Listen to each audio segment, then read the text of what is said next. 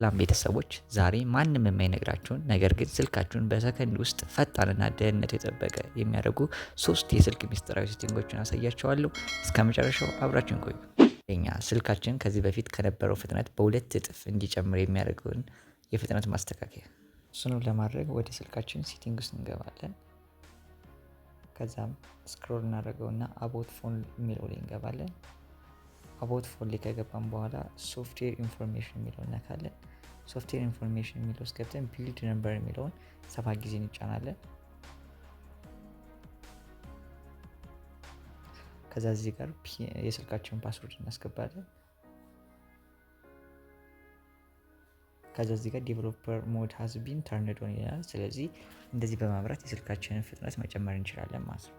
ሁለተኛ፣ አሁን ደግሞ ማሳያችሁ የስልካችሁን ዳታና ባትሪ እንዲቆጥብ የሚያደርገውን ሴቲንግ እንዴት እንደምታስተካክሉ ነው። እሱንም ለማድረግ ወደ ስልካችን ሴቲንግ እንገባለን።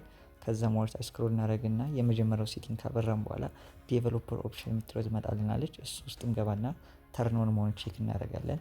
ከዛ ወደ ታች ስክሮል እናደርግና ባክግራውንድ ሊሚት የሚል ውስጥ እንገባለን። ባክግራውንድ ፕሮሰስ ሊሚት የሚል ውስጥ በሚገቡበት ጊዜ የእናንተ ስታንዳርድ ሊሚት ነው። ከዚህ ቤት ካላበራችሁ ሴቲንጉን እሱን አትሞስት 3 ፕሮሰስ ወይም አትሞስት 4 ፕሮሰስ ከሚለው ከሁለቱ ብቻ አንዱ መርጣችሁ ታበራላችሁ።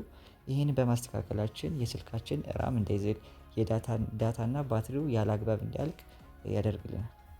ሶስተኛና የመጨረሻው ስልካችሁን ከቫይረስና ከአደገኛ አፕሊኬሽን የምትጠብቁበትን ሴቲንግ ነው ማሳያችሁ።